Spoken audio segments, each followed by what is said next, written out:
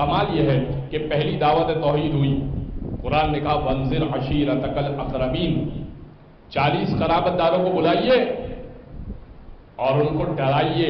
वंजिर, इंजार कीजिए, डराइए अल्लाह के बारे में, रिसालत के बारे में। रसूल अल्लाह ने बुलाया, पहले खिलाया, फिर अब दावत देना चाहिए। तो अबू लहब और अबू जहल खड़े हो गए, कहने लगे इस साहिर की बात न सुनना, जादूगर की बात न सुनना, इसके बहकावे में आ जाओगे, चलो चलते हैं।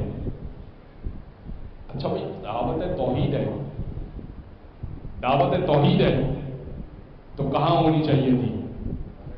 खाने काबा में होनी चाहिए थी। ये अबू तालिब के घर में क्यों हो रही है?